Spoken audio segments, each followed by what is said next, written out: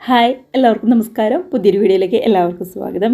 ഇന്നത്തെ റെസിപ്പി 2 പഴുത്ത പഴമൊക്കെ ഉപയോഗിച്ചുകൊണ്ട് വൈകുന്നേരം 4 മണി ചായക്ക് എളുപ്പത്തിൽ റെഡിയാക്കി എടുക്കാൻ പറ്റാവുന്ന സിമ്പിൾ സ്നാക്സിൻ്റെ റെസിപ്പിയാണ് കേട്ടോ. ഇപ്പോൾ ചെയ്തെടുക്കാനാണെന്നുണ്ടെങ്കിലും ഒരുപാട് പാടൊന്നുമില്ല, എളുപ്പത്തിൽ ചെയ്തെടുക്കാൻ പറ്റും. പഴം എടുക്കുമ്പോൾ കുറച്ച് നന്നായിട്ട് പഴുത്ത പഴം എടുക്കണമെന്ന് മാത്രമേ ഉള്ളൂ.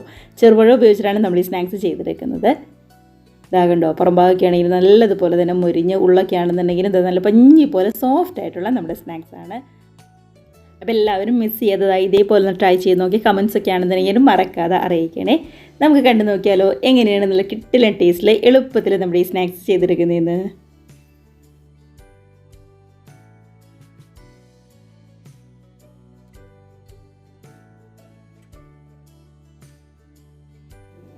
അപ്പോൾ അതിനായിട്ട് ഞാനിവിടെ എടുത്തിരിക്കുന്ന ചെറുപഴമാണ്. അത്യാവശ്യം വലിപ്പമുള്ള 3 ചെറുപഴമാണ് ഞാൻ എടുത്തിരിക്കുന്നത്. കണ്ടത് ഈ ഒരു വലിപ്പത്തിലുള്ള പഴമാണ്. ഇനിയിപ്പോൾ ഇത്രയും വലിപ്പമില്ല, തീരെ ചെറുതൊക്കെ ആണെന്നുണ്ടെങ്കിൽ ഒരു 4-5 വരെയൊക്കെ നമുക്ക് എടുക്കാം. ഞാനിപ്പോൾ ഇവിടെ നല്ല മധുരമുള്ള പാളയംകുടം പഴമാണ് എടുത്തിരിക്കുന്നത്. ഇതിന് പകരം വേണമെന്നുണ്ടെങ്കിൽ നമ്മുടെ പൂമ്പഴോ അല്ലാന്നുണ്ടെങ്കിൽ റോബസ്റ്റ് പഴമോ ഏതാണെങ്കിലും എടുക്കാം. എടുത്തിരിക്കുന്ന പഴം ഇതേപോലെ ചെറുതായിട്ട് ഒന്ന് കട്ട് ചെയ്തിട്ട് മിക്സിയുടെ ചെറിയ ജാറിലേക്ക് ഞാനങ്ങ് മാറ്റി കൊടുക്കുവാണ്. ഇനി ഇതിനകത്തേക്ക് മധുരത്തിന് വേണ്ടിയിട്ട് നമ്മൾ പഞ്ചസാരയല്ല ചേർത്ത് കൊടുക്കുന്നത്, ശർക്കരയാട്ടോ ചേർക്കുന്നത്. ശർക്കര എടുക്കുമ്പോൾ നന്നായിട്ട് ഗ്രേറ്റ് ചെയ്ത് ശർക്കരയായിട്ട് ഒരു 1/2 കപ്പ് ശർക്കര ഞാനിവിടെ എടുത്തിട്ടുണ്ട്. അപ്പോൾ ഞാൻ എടുത്തിരിക്കുന്ന ഈ ശർക്കരയ്ക്ക് നമ്മുടെ കല്ലോ മണ്ണോ അങ്ങനെയൊന്നും ഇല്ലാത്ത നല്ല ശർക്കരയാട്ടോ, അതുകൊണ്ടാണ് ഗ്രേറ്റ് ചെയ്ത് ഞാനങ്ങ് നേരെ ചേർത്ത് കൊടുക്കുന്നത്. ഇനിയിപ്പോൾ കല്ലൊക്കെ ഉള്ള ശർക്കരയാണെന്നുണ്ടെങ്കിൽ ഇതുപോലെ ഗ്രേറ്റ് ചെയ്തിട്ട് കുറച്ച് വെള്ളത്തിൽ ഒന്ന് അലത്തി ശർക്കര പാനിയായിട്ട് ചേർത്ത് കൊടുത്താലും മതി. അതുകൊണ്ട് ശർക്കര പാനിയൊക്കെ ചേർത്ത് കൊടുക്കുമ്പോൾ ഒന്ന് അരിക്കുകയാണെന്നുണ്ടെങ്കിൽ കല്ലും മണ്ണൊക്കെ നന്നായിട്ട് പോയി കിട്ടും. അതിനുശേഷം ഒട്ടും തന്നെ വെള്ളം ചേർക്കാതെ ഞാൻ നന്നായിട്ട് തന്നെ ഒന്ന് അരച്ചെടുത്തിരിക്കുന്നതാണ്. അപ്പോൾ ശർക്കര പാനി എടുക്കുകയാണെന്നുണ്ടെങ്കിൽ കുറച്ച് വെള്ളമൊക്കെ ഉണ്ടാവും. ഇതേപോലെ ആകുമ്പോൾ ഒട്ടും തന്നെ വെള്ളം ചേർക്കാതെ നല്ല ഫൈനായിട്ട് അരച്ചെടുത്തത് മറ്റൊരു ബൗളിലേക്ക് മാറ്റി കൊടുത്തിട്ടുണ്ട്. ഇനി ഇതിലേക്ക് കുറച്ച് കട്ടിയൊന്ന് കിട്ടാൻ വേണ്ടിയിട്ട് മൈദയും അതേപോലെ തന്നെ ഗോതമ്പ് പൊടിയാണ് ചേർത്ത് കൊടുക്കുന്നത്. രണ്ടും ഒരേ അളവിലാണ് എടുക്കുന്നത്. ഒരു 1/2 കപ്പിന് തൊട്ട് താഴെ നിൽക്കാൻ പാകത്തിനുള്ള അളവ് മാത്രം മതി. 1/2 കപ്പ് നിറച്ച് വേണ്ട കേട്ടോ. ഇതേപോലെ. അപ്പോൾ നമ്മുടെ മൈദയും 1/2 കപ്പിന് താഴെ, അതേപോലെ തന്നെ ഗോതമ്പ് പൊടിയും 1/2 കപ്പിന് താഴെ മാത്രം എടുക്കുക. ഇനിയിപ്പോൾ ഗോതമ്പ് പൊടിയോ അല്ലാന്നുണ്ടെങ്കിൽ മൈദയോ ഏതെങ്കിലും ഒന്ന് മാത്രം ഉപയോഗിച്ചാലും മതി. അപ്പോഴും ഈ ഒരു അളവ് കറക്റ്റായിട്ടൊന്ന് ശ്രദ്ധിക്കണേ. അപ്പോൾ നമ്മൾ ഇതേ അളവിൽ ചേർത്ത് കൊടുക്കുമ്പോൾ മാത്രമാണ് നല്ല കട്ടിയിൽ നമ്മുടെ മാവ് ഇരിക്കുള്ളൂ. ഇല്ലാന്നുണ്ടെങ്കിൽ ഓയിലിലേക്ക് ഇട്ട് ഫ്രൈ ചെയ്ത് കഴിയുമ്പോൾ വിട്ട് പോരും. നന്നായിട്ട് അത്ര കറക്റ്റായിട്ട് ഒരു കട്ടിയിൽ കിട്ടില്ല. അതുകൊണ്ടാണ് നമ്മൾ അളവെടുക്കുമ്പോൾ കറക്റ്റായിട്ട് ശ്രദ്ധിക്കണമെന്ന് പറഞ്ഞത്. അതിനുശേഷം എല്ലാം കൂടി നന്നായിട്ട് തന്നെ ഒന്നുങ്ങ് മിക്സ് ചെയ്ത് എടുക്കുന്നുണ്ട്. കണ്ടോ, ഈ ഒരു പരുവത്തിലാണ് ഇരിക്കേണ്ടത്. ഇനിയിപ്പോൾ പഴത്തിൻ്റെ അളവൊക്കെ ചിലപ്പോൾ ഒന്ന് കൂടുകയോ കുറവോ ഒക്കെ ചെയ്യുകയാണെന്നുണ്ടെങ്കിൽ അളവിലും ചെറിയ രീതിയിൽ അങ്ങോട്ടോ ഇങ്ങോട്ടോ ഒന്ന് വ്യത്യാസം വരും. അപ്പോൾ നന്നായിട്ട് മിക്സ് ചെയ്ത് കണ്ടോ, സ്പൂണിൽ നിന്ന് ഇങ്ങ് വിട്ടു പോരാത്ത ആ ഒരു രീതിയിൽ ചെറിയൊരു കട്ടിയും വേണം, എന്ന നല്ല സോഫ്റ്റ് ആയിട്ടുള്ള ആ ഒരു രീതിയിൽ എടുക്കാനായിട്ട് മാവ് പ്രത്യേകം എടുക്കാനായിട്ട് ശ്രദ്ധിക്കണേ. ഇനി നമുക്ക് ബാക്കിയുള്ള ചേരുവകളൊക്കെയും ടേസ്റ്റിന് വേണ്ടി ചേർത്ത് കൊടുക്കാം. ഞാനൊരു 3-4 ടേബിൾ സ്പൂൺ തേങ്ങ ചിരകിയത് ചേർത്ത് കൊടുക്കുന്നുണ്ട്. കൂടെ തന്നെ നല്ലൊരു ടേസ്റ്റിന് വേണ്ടി ചെറിയ ജീരകമാണ് ചേർക്കുന്നത്. ഇത് ഒരുപാടൊന്നുമില്ല, ഒരു 1/2 ടീസ്പൂൺ അത്ര മാത്രമേ ഉള്ളൂ. ഇല്ലാന്നുണ്ടെങ്കിൽ നമ്മുടെ ചെറിയ ജീരകത്തിൻ്റെ പൊടിയാണെന്നുണ്ടെങ്കിലും കുഴപ്പമില്ല. നമ്മൾ ഇടയ്ക്കൊക്കെ ഒന്ന് കാഷ്നട്ട് കടിക്കാൻ കിട്ടുമ്പോൾ ഒരു പ്രത്യേക ടേസ്റ്റ് ഉണ്ടാവുമല്ലോ, അതിനായിട്ട് കാഷ്നട്ട് ചെറുതായിട്ടൊന്ന് പൊടിയായിട്ട് കട്ട് ചെയ്തും കൂടി ചേർത്ത് കൊടുക്കുന്നുണ്ട്. ഇതിനൊന്നും അങ്ങനെ കറക്റ്റായിട്ട് അളവൊന്നുമില്ല കേട്ടോ, നമ്മുടെ ടേസ്റ്റാണ് അളവെന്ന് പറയുന്നത്. ഇനി ഒരു നുള്ളു ഉപ്പും അതേപോലെ തന്നെ പെട്ടെന്നൊന്ന് പൊങ്ങി വരാനായിട്ട്, ഉള്ളൊക്കെ നന്നായിട്ട് സോഫ്റ്റ് ആയിട്ട് വരാനായിട്ട് ഒരു 1/4 ടീസ്പൂണിൽ തൊട്ട് താഴെ ബേക്കിംഗ് സോഡയും കൂടി ചേർത്ത് കൊടുക്കുന്നുണ്ട്. ഒരു 2 പിഞ്ച് അത്ര മാത്രം മതി. അതും കൂടി ചേർത്ത് എല്ലാം നന്നായിട്ട് തന്നെ ഒന്നിങ്ങ് മിക്സ് ചെയ്തെടുക്കുന്നുണ്ട്. നമ്മളിങ്ങനെ എല്ലാം കൂടി ചേർത്ത് മിക്സ് ചെയ്യുമ്പോൾ കുറച്ചും കൂടി ഒന്ന് കട്ടിയാവും നമ്മുടെ മാവ്, അതൊന്നും കുഴപ്പമില്ല. അവിടെ ബേക്കിംഗ് സോഡയൊക്കെ ചേർത്ത് കൊടുത്ത് ഒന്നും കൂടി മിക്സ് ചെയ്തിടുമ്പോൾ ഈ ഒരു പരുവത്തിൽ നമുക്ക് കിട്ടും കേട്ടോ. നമ്മുടെ കയ്യിലെടുത്ത് എണ്ണയിലേക്ക് ഇടാൻ പാകത്തിനുള്ള ആ ഒരു പരുവം, അതാണ് കറക്റ്റായിട്ടുള്ള പരുവം എന്ന് പറയുന്നത്.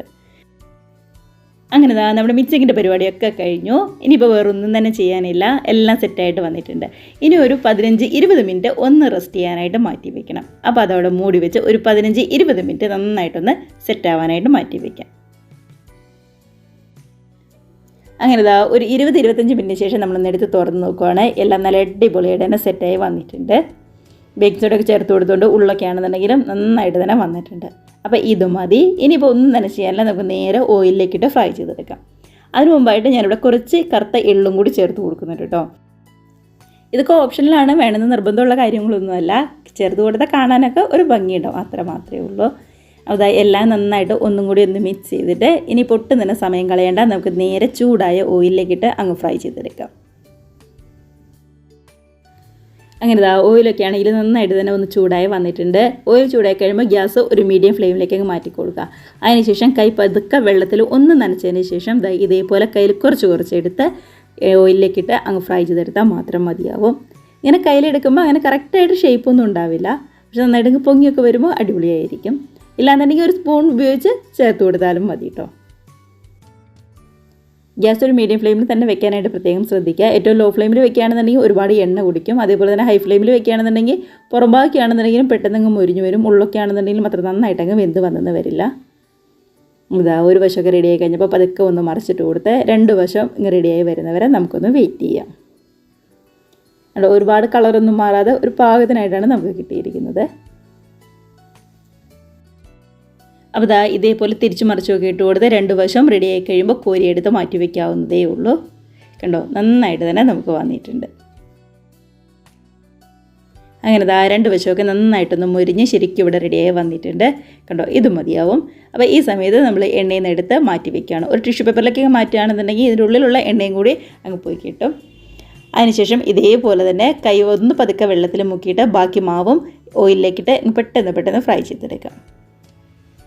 ഇതേപോലെ കുട്ടി സ്നാക്സ് ആകുമ്പോൾ കാണാനും നല്ല ഭംഗിയുണ്ടാവും. അതേപോലെ തന്നെ കഴിക്കാനാണെന്നുണ്ടെങ്കിലും നല്ല അടിപൊളിയായിരിക്കും കേട്ടോ. അപ്പോൾ ഇതേപോലെ നമുക്ക് ബാക്കി എല്ലാ സ്നാക്സും പെട്ടെന്ന് റെഡിയാക്കി എടുക്കാവേ. അങ്ങനെ ഒരു പ്ലേറ്റ് സ്നാക്സ് നിറയെ നമുക്ക് കിട്ടിയിട്ടുണ്ട്. കണ്ടോ, നല്ല അടിപൊളിയായിട്ട് തന്നെ വന്നിട്ടുണ്ട്. ഒരുപാട് കരിഞ്ഞൊന്നും പോകാതെ പാകത്തിന് കളറൊക്കെ ഒന്ന് മാറിയിട്ട് പുറംഭാഗമൊക്കെയാണെങ്കിലും അതൊക്കെ ഒന്ന് മുരിഞ്ഞ് ഉള്ളൊക്കെ ആണെന്നുണ്ടെങ്കിലും നല്ല പഞ്ഞി പോലെ സോഫ്റ്റ് ആയിട്ടിരിക്കുന്ന സ്നാക്സ് തന്നെയാണ്. അപ്പോൾ എല്ലാവരും ഉറപ്പായിട്ടും ഇതേപോലുള്ള കുട്ടി സ്നാക്സ് ഒന്ന് റെഡിയാക്കി നോക്കാം കേട്ടോ. 2 പഴം കൊണ്ട് റെഡിയാക്കി എടുത്തതെന്ന് പറയുക പോലുമില്ല. കണ്ടോ, ഇടയ്ക്കായുള്ളൊക്കെ ഒന്ന് കാണാൻ കിട്ടുമ്പോൾ അടിപൊളിയല്ലേ. അതേപോലെ തന്നെ അകത്ത തേങ്ങയും കാഷ്നട്ടും ഒക്കെ ചേർത്ത് കൊടുത്തുകൊണ്ട് ഒരു പ്രത്യേക ടേസ്റ്റ് ഉണ്ടാവും. ഇടയ്ക്കൊന്ന് കടിക്കാൻ കിട്ടുമ്പോൾ അതും സൂപ്പറാണ്. അപ്പോൾ എല്ലാവരും ഇതേപോലെ മിസ് ചെയ്ത് ട്രൈ ചെയ്ത് നോക്കി കമൻസ് ഒക്കെ ആണെന്നുണ്ടെങ്കിലും മറക്കാതെ അറിയിക്കുക. എല്ലാവർക്കും ഇഷ്ടമാവും. പഞ്ചസാരയൊന്നും ചേർക്കാത്തതുകൊണ്ട് തന്നെ നല്ല ഹെൽത്തി ആയിട്ടുള്ള റെസിപ്പി തന്നെയാണ്. കണ്ടതാ ഉള്ളൊക്കെ ആണെന്നുണ്ടെങ്കിലും നന്നായിട്ട് പൊങ്ങി ശരിക്കും വെന്ത് തന്നെ വന്നിട്ടുണ്ട്. പെട്ടെന്ന് തന്നെ വെന്ത് വരും. ഒരുപാട് സമയമൊന്നും തന്നെ വേണ്ടി വരില്ല. അപ്പോൾ പഴം കൊണ്ടുള്ള നമ്മുടെ ഈ സ്നാക്സ് എല്ലാവർക്കും ഇഷ്ടമായെന്ന് വിശ്വസിക്കുന്നു. ട്രൈ ചെയ്ത് നോക്കുക. കൂടെ തന്നെ വീഡിയോ ഒക്കെ നിങ്ങൾക്ക് ഇഷ്ടമായിട്ടുണ്ടെങ്കിൽ ഒന്ന് ലൈക്ക് അടിച്ച് മറ്റുള്ളവരിലേക്കും കൂടി നമ്മുടെ റെസിപ്പി ഷെയറും കൂടി ചെയ്യാനായിട്ട് മറക്കല്ലേ. അതേപോലെ തന്നെ ആദ്യമായിട്ട് നമ്മുടെ ചാനൽ ആരെങ്കിലും കാണുന്നവരുണ്ടെങ്കിൽ വീഡിയോ റെസിപ്പി ഒക്കെ നിങ്ങൾക്ക് ഇഷ്ടമായിട്ടുണ്ടെങ്കിൽ പ്ലീസ് നമ്മുടെ ചാനലും കൂടി ഒന്ന് സബ്സ്ക്രൈബ് ചെയ്ത് സപ്പോർട്ട് ചെയ്യുക കേട്ടോ. നമ്മുടെ ചാനലിൽ വേറെയും ഒരുപാട് സ്നാക്സ് റെസിപ്പീസ് ഇതേപോലെ സിമ്പിളായിട്ട് ചെയ്തെടുക്കാൻ പറ്റാവുന്നതൊക്കെ അപ്ലോഡ് ചെയ്തിട്ടുണ്ട്. ഒന്ന് കണ്ടു നോക്കുക. അപ്പോൾ എല്ലാവരും നല്ല ചൂട് ചായയുടെ കൂടെ ഹാപ്പി ആയിട്ട് ഇരുന്ന് കഴിക്കാം. നമുക്ക് ഇതേപോലുള്ള പുതിയ നല്ല അടിപൊളി വീഡിയോസ് റെസിപ്പീസൊക്കെ ആയിട്ട് വീണ്ടും കാണാം. അതുവരെ എല്ലാവർക്കും ബൈ.